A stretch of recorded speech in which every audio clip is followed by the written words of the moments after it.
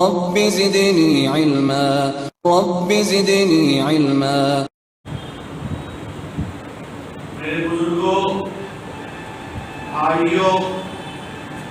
ماؤں اور بہنوں، نبی اکرم صلی اللہ علیہ وسلم کو اللہ تبارک و تعالیٰ نے اپنی آخری امت کا آخری رسول بنا کر بھیجا، اور مختلف قرآنی آیتوں میں اور بعض دفعہ مختلف حدیثوں میں نبی اکرم صلی اللہ علیہ وسلم نے اپنی بعثت یعنی رسول بنا کر بھیجنے کے مقاصد بیان کیے۔ انہی مقاصد میں ایک حدیث میں ہے، انما بعثت، مجھے رسول بنا کر بھیجا گیا ہے، لِأُتَمِّمَ مَكَارِمَ الْأَخْلَاقِ، تاکہ میں اچھے اخلاق کو انجام تک پہنچاؤں، اس کے آخری حدود کو بھی لوگوں کے سامنے واضح کر۔ اس حدیث میں نبی اکرم صلی اللہ علیہ وسلم نے اپنی بعثت کا مقصد اعلیٰ اخلاق کی تعلیم اور اس کی تبلیغ قرار دیا۔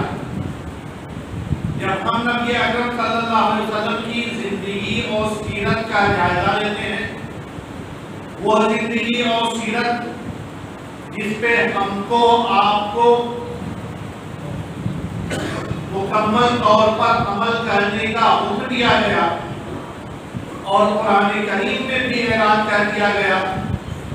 وَلَقَدْ كَانَ لَكُمْ فِي رَسُولِ اللَّهِ أُسْوَةٌ حَسَنَةٌ، کہ تمہارے لیے نبی اکرم صلی اللہ علیہ وسلم بہترین اسوہ، نمونہ اور آئیڈیل ہے۔ اس کا مطلب یہ ہوا کہ نبی اکرم صلی اللہ علیہ وسلم اعلیٰ اخلاق کی تعلیم کے لیے بھیجے گئے تھے۔ آپ صلی اللہ علیہ وسلم نے اعلیٰ اخلاق کو دنیا میں برت کر دکھا دیا۔ ہم اور آپ اس اعلیٰ اخلاق کو اپنی زندگی میں اپنانے اور اس کے مطابق عمل کرنے کے پابند ہیں۔ وہ اعلیٰ اخلاق مختلف مراحل میں، زندگی کے مختلف مرحلوں میں مختلف الگ الگ خوبیاں ہیں، لیکن ان میں سب سے عظیم صفت، سب سے اعلیٰ صفت وہ صفت جس نے آپ کی نبوت کا انکار کرنے والوں کو بھی اس صفت کو قبول کرنے میں مجبور کیا، وہ صفت جس کے قائد اپنے بھی تھے، غیر بھی تھے، دوست بھی تھے، دشمن بھی تھے، چھوٹے بڑے تمام لوگ تھے، وہ صفت تھی صادق کی، سچائی کی، حق گوئی کی، حق بیانی کی۔ نبی اکرم صلی اللہ علیہ وسلم کے تعلق سے دشمنوں نے مختلف الزامات لگائے، مختلف اعتراضات کیے، آپ کی ذات پہ بھی حملہ ہوا، آپ کی کردار کو بھی نشانہ بنایا گیا، آپ کی زندگی کو مختلف طریقے سے مشکوک کر کے پیش کرنے کی کوشش کی گئی، لیکن اگر کوئی چیز ان تمام چیزوں کے باوجود ممکن نہ ہو سکی تو وہ صفت سچائی، حق بیانی، حق گوئی، راست بازی، سچے معاملات، سچی قسم، سچے وعدے، یہ وہ چیز تھی۔ اور کیوں نہ ہو، خود قرآن کریم میں جب سچائی کے تعلق سے گفتگو آئی تو مختلف جگہوں پر مختلف انداز سے اس کی جانب توجہ دلائی گئی، لیکن ایک آیت جسے ہم کو، آپ کو،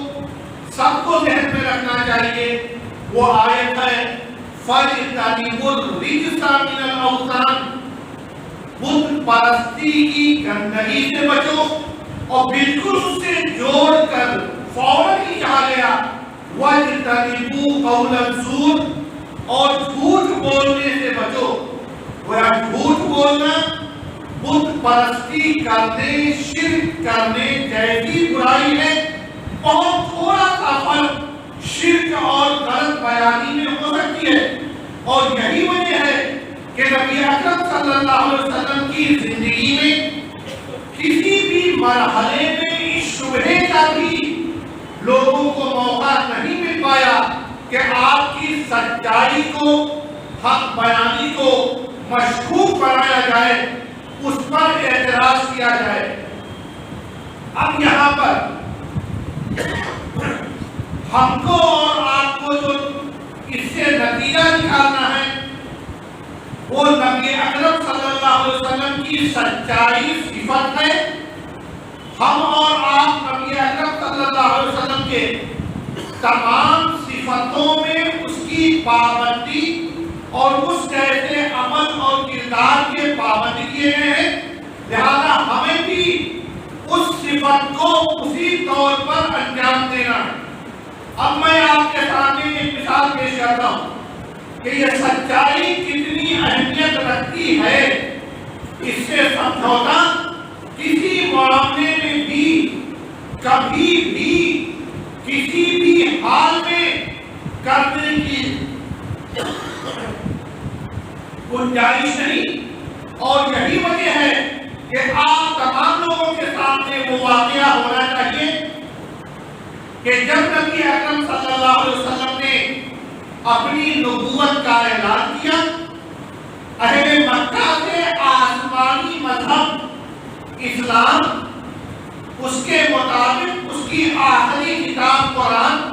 اور اپنی نبوت پر ایمان لانے کا مطالبہ کیا،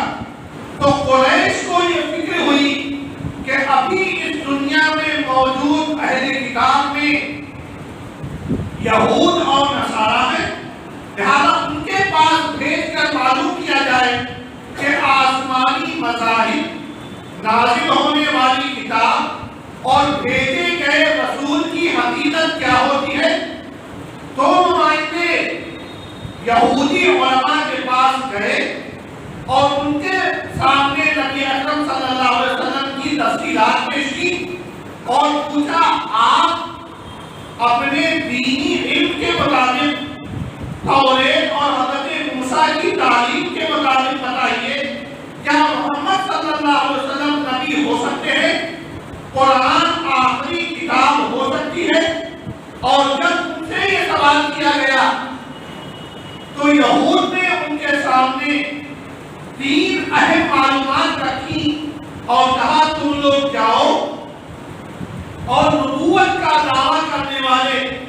محمد صلی اللہ علیہ وسلم سے پوچھو کہ ان تین چیزوں کی حقیقت کیا ہے۔ اگر وہ بتا دیتے ہیں تو سچے نبی، ان کا دین سچا دین، ان پر نازل ہونے والی کتاب سچی کتاب۔ وہ نبی اکرم صلی اللہ علیہ وسلم کے پاس آئے اور آپ سے پوچھا، اے محمد صلی اللہ علیہ وسلم، آپ سے چند سوالات کرنے ہیں۔ پچھلے زمانے میں اپنے دین کی حفاظت کی خاطر کہف اور غار میں چھپنے والے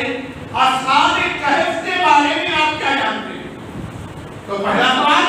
اصحاب کہف کے بارے میں کیا جانتے ہیں؟ دوسرا سوال، رجل طواف، وہ آدمی جس نے پوری دنیا کے ایک سے زائد بار چکر لگائے، یعنی ذوالقرنین، یہ کون تھے اور ان کے بارے میں کچھ بتائیے۔ اور تیسرا سوال، روح کی حقیقت کیا ہے جس کے ہوتے ہوئے ہم اور آپ زندہ ہیں اور اس کے نکل جاتے ہی ہم اور آپ دنیا سے رخصت ہو کر زندوں سے مردوں کی فہرست میں منتقل ہو جاتے ہیں۔ تین سوال ہوئے، کس نبی سے؟ اس نبی سے جو ہمیشہ صادق اور سچے اور اس کی تمام صفتوں اور معاملات کے لیے جانے جاتے ہیں۔ لہذا اس میں بھی نبی اکرم صلی اللہ علیہ وسلم نے سچائی کا ثبوت دیا اور کہا، ابھی مجھے نہیں معلوم، لیکن میں کل تک آپ لوگوں کو اس کا جواب دوں گا۔ اس سے پہلے نبی اکرم صلی اللہ علیہ وسلم پر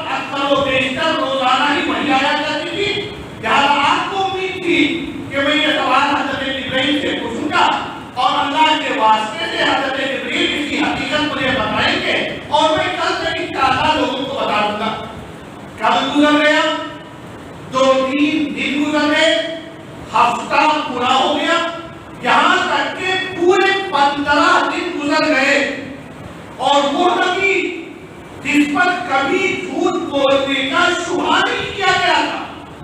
اس کا کردار مشکوک ہوتا جا رہا ہے۔ نبی اکرم صلی اللہ علیہ وسلم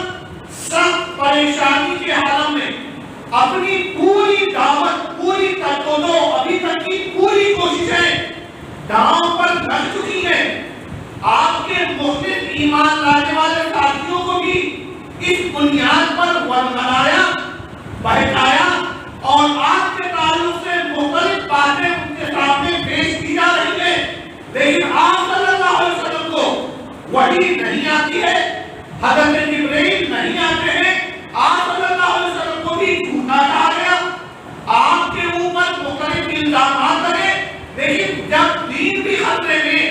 جب پوری دعوت بھی داؤں پر لگ گئی، جب آپ کے متحدین اور قریبی قریب لوگوں کے ذہنوں میں بھی سوالات اٹھنے لگے، تب بھی آپ نے جھوٹ کا سہارا لے کر کسی غیروں سے پوچھ کر ادھر ادھر کی کوئی بات بتانا مناسب نہیں سمجھا، یہاں تک کہ 15 دنوں کے بعد حضرت جبرائیل آتے ہیں اور پھر سورہ کہف نازل ہوتی ہے اور اصحاب کہف کے بارے میں، ذوالقرنین کے بارے میں اور روح کے بارے میں اللہ جو حقیقت بتاتے ہیں، وہ حقیقت 15 دن کے بعد نبی اکرم صلی اللہ علیہ وسلم نے اب لوگوں کو بتایا۔ تو اب یہاں پر ایک تو اس غلط فہمی کا پورے طور پر ادارہ ہو گیا کہ اگر کبھی جھوٹ بول سکتے تھے تو شاید اس سے اہم موقع زندگی میں نہیں آ سکتا، اس لیے کہ پورا دین خطرے میں، پوری دعوت نشانے پہ، دشمنوں کو الزام لگانے کے تمام مواقع اور انہوں نے اس کا موقع بھی استعمال کیا، لیکن آپ صلی اللہ علیہ وسلم نے اس موقع پر بھی جھوٹ نہ بول کر انتظار کیا، مختلف الجھنیں، ٹینشن، پریشانی، ساتھیوں کے چھوٹنے کا خطرہ، دعوت کے متاثر ہونے کا اندیشہ، ان سب کے باوجود ایک نبی کے لیے اس کی دعوت پر شبہات کے بادل چھائے، اس سے بڑا خطرہ کوئی نہیں ہو سکتا تھا۔ یعنی اپنی زندگی کی سب سے اہم چیز داؤں میں لگ گئی، ہماری اور آپ کی جان سے بھی زیادہ ایک نبی کی نبوت، ان کی دعوت، ان کی تعلیم ہوتی ہے، لیکن اس کے باوجود بھی آپ صلی اللہ علیہ وسلم نے جھوٹ کا سہارا نہیں لیا۔ یعنی ہم اور آپ آج ہر جگہ، چاہے انسان کا انفرادی معاملہ ہو، چاہے گھریلو معاملے ہو، چاہے خاندانی معاملے ہو، چاہے علاقائی معاملے ہو، چاہے صوبائی معاملے ہو، چاہے ملکی معاملے ہو، چاہے عالمی معاملے ہو، جہاں کہیں دیکھ لیجیے جھوٹ کا بول بالا، بلکہ جھوٹ، بد کلامی، بدگوئی، حقیقت کے خلاف بہروشانی، طرح طرح کے جھوٹے الزامات آج کا عمومی مشورہ بن گیا ہے۔ اس موقع پر امت مسلمہ، ہم اور آپ نبی کے اس کردار کو سامنے رکھیں گے اور بڑی سے بڑی قربانی بھی دینے کے لیے سچ سے بجائے جھوٹ بولنے کو کبھی قربان نہیں کر سکتے۔ اس سے یہ واقعہ، اس واقعے سے ہم کو اور آپ کو یہ نتیجہ حاصل کر کے اپنی زندگی میں اختیار کرنا ہے۔ اب اس کے بعد 3 چیزیں نبی اکرم صلی اللہ علیہ وسلم کی سچائی کے 3 اہم پہلو۔ نمبر 1، آپ صلی اللہ علیہ وسلم نے اپنی زندگی میں اپنے سے بہت پہلے کے چند واقعات پیش کیے۔ حضرت آدم علیہ السلام کی پیدائش، ان کا نبی بنایا جانا، فرشتوں کا سجدہ کرنا، آسمان سے زمین پر بھیجا جانا، حضرت ابراہیم، حضرت موسیٰ، حضرت اسماعیل، حضرت یعقوب، حضرت یوسف، حضرت داؤد، حضرت سلیمان، حضرت زکریا، حضرت یحییٰ، حضرت مریم، حضرت عیسیٰ، دیگر انبیاء کے واقعات، فرعون، قارون، حامان اور اسی طرح ذوالقرنین اور دیگر واقعات، یہ تمام وہ واقعات ہیں جو نبی اکرم صلی اللہ علیہ وسلم سے صدیوں پہلے پیش آئے، اور اللہ کا فضل ہے آج تک ان پرانی باتوں کو بھی جو آپ کے سامنے پیش نہیں آئی، جسے آپ پڑھ نہ سکنے کی وجہ سے کسی کتاب میں پڑھ بھی نہیں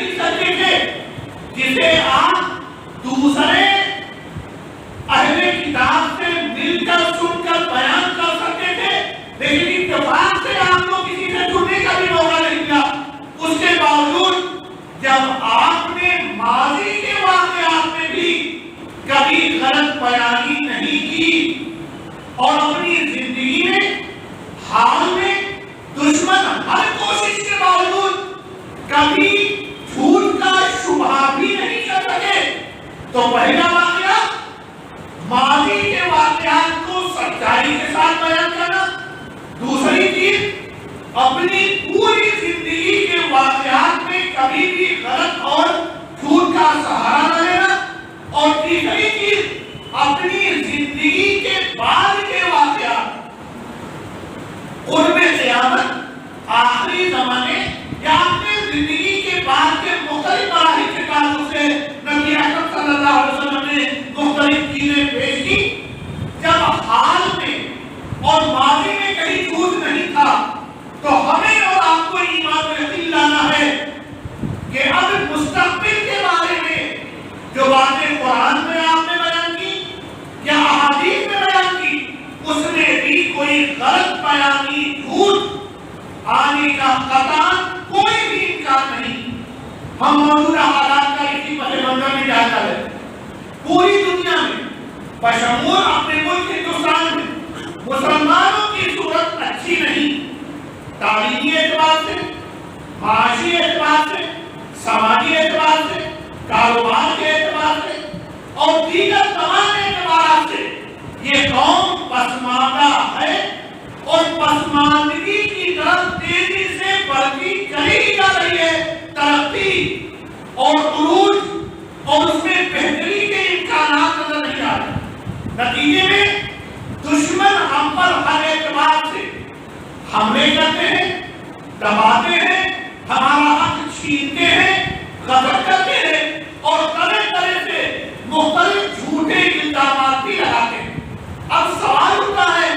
اس صورتحال میں نبی اکرم صلی اللہ علیہ وسلم نے ہم لوگوں کو آیا کوئی تعلیم دی ہے؟ تو ہماری نظر ابو داؤد اور مسند احمد میں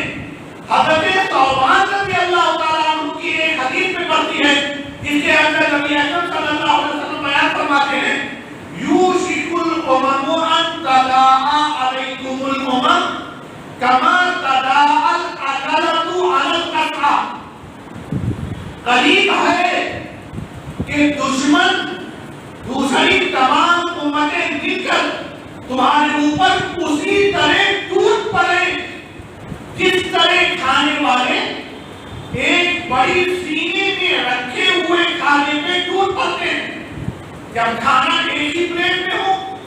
کھانے والے کئی ہو، تو ہر ایک اس فکر میں ہوگا کہ کھانا تو کھانا ہے، لہذا پہلے کھائے، کسی طرح سے بھی کھائے، کسی طرح حق ملے۔ اسی طرح تمام امتیں ایک دور آئے گا کہ امت مسلمہ پر ٹوٹ پڑے گی۔ تو ایک صحابی نے سوال کیا، اے نبی اکرم صلی اللہ علیہ وسلم، کیا اس وقت ہم تعداد میں کم ہوں گے؟ آپ صلی اللہ علیہ وسلم نے کہا، بل انتم یومئذ کثیر، تم کم نہیں ہوگے، تم بہت زیادہ تعداد میں بے شمار ہوگے۔ لیکن صورت کیا ہوگی؟ وَلَكِنَّكُمْ غُثَاءٌ كَغُثَاءِ السَّيْلِ، لیکن تم اسی طرح سے ہوگے جیسے سیلاب آئے، پانی تیزی سے آتا جائے،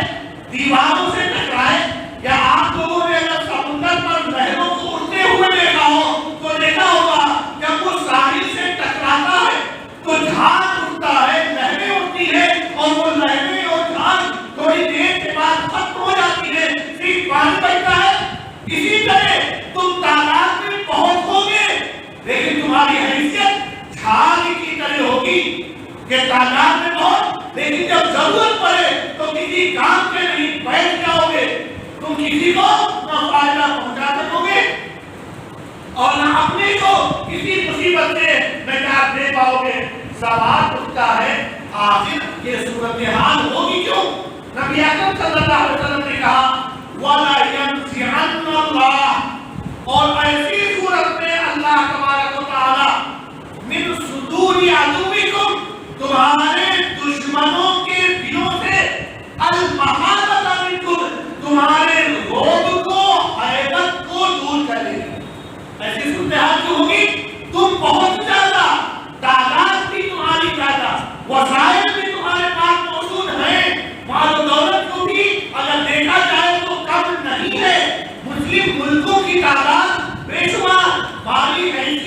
محل وقوع دیگر وسائل یہ بھی کم نہیں، لیکن صورتحال یہ ہوگی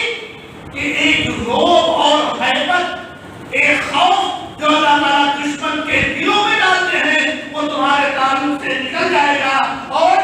وَلَا يَقْذِفَنَّ اللَّهُ فِي قُلُوبِكُمْ، اور اس کے بدلے اللہ تعالیٰ تمہارے دلوں کے اندر وہم، کمزوری، لالچ، موت سے نفرت یا اس سے بچنے کا مزاج پیدا کریں گے۔ اور جب نبی اکرم صلی اللہ علیہ وسلم نے کہا اس کا اصل سبب تمہاری ہیبت اور رعب کا جانا اور تمہارے اندر وہن کا پیدا ہونا ہے، تو صحابی نے سوال کیا وہن سے اصل مراد کیا ہے؟ تو نبی اکرم صلی اللہ علیہ وسلم نے کہا وہن سے مراد ہے حب الدنیا و کراہیت الموت، تمہیں دنیا اور دنیا کے مال و اسباب اور دنیا داری سے محبت زیادہ ہوگی، وَكَرَاهِيَةُ الْمَوْتِ، اور وہ موت جو یقینی ہے، وہ موت جو لازمی ہے، جس سے کوئی بھی ذی روح، کوئی بھی جاندار نہ بچ سکا ہے نہ بچ سکے گا، تم اس کو نہ پسند کرو گے، یہ تمہاری کمزوری کی اصل وجہ ہوگی۔ ہم اور آگے نظر ڈالتے ہیں سورہ رات آیت نمبر 77 آیت نمبر 17 میں اللہ تعالیٰ فرماتے ہیں فَأَمَّا الزَّبَدُ فَيَذْهَبُ جُفَاءً وَأَمَّا مَا يَنفَعُ النَّاسَ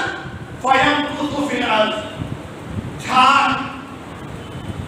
ہم اور آپ جانتے ہیں دودھ دینے والا اگر بالٹی میں دودھ لے کر کے آتا ہے اپنے ہاتھ ہوتا ہے تو دودھ نیچے اور اس کے کئی پر اوپر جھاڑ ہوتا ہے جو تھوڑی دیر کے بعد بیٹھ جاتا ہے۔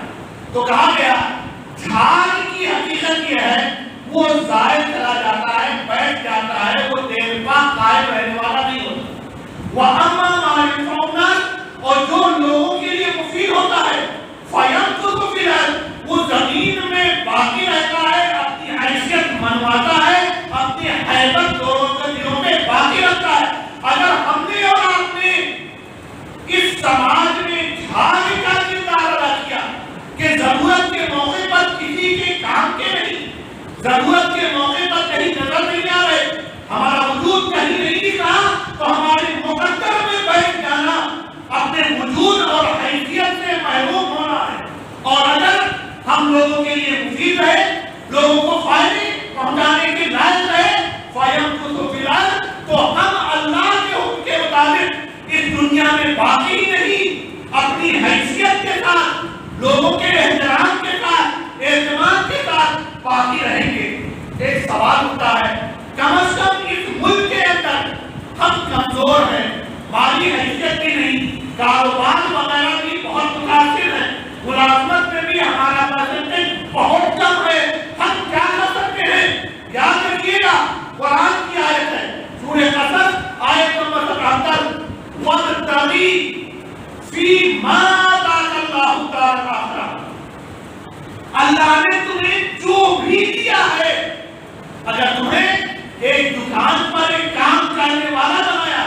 اگر کسی کو دکان پر جھاڑو دینے والا بنایا، اگر کسی کو ڈلیوری مین یا سپلائی کرنے کی ذمہ داری دی ہے، اگر کسی کو فون ریسیو کرنے کی ذمہ داری دی ہے، اگر کسی کو کیش پہ بٹھایا ہے، اگر کسی کو پروڈکشن یا سیل مینیجر کی حیثیت سے بٹھایا ہے، کسی کو ڈاکٹر یا انجینئر بنایا ہے، کسی کو سماج میں کوئی بھی حیثیت دی ہے، جس حیثیت میں ہو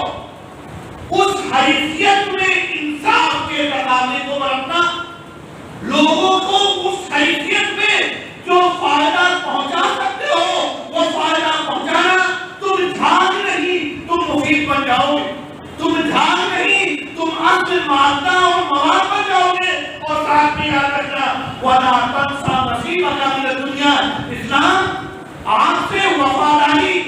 اخلاص، حق بیانی، حق گوئی، اپنی ذمہ داری کا ادا کرنے کا مطالبہ کرتا ہے، لیکن یہ کبھی نہیں کہتا دنیا کو چھوڑ دینا۔ وَلَا تَنْسَ نَصِيبَكَ مِنَ الدُّنْيَا، دنیا میں جو تمہارا حق جائز ہے تنخواہ دینا، اپنی حیثیت کے مطابق جو بھی تمہیں ملنا چاہیے وہ چھوڑنا چاہیے، بس وفادار رہنا،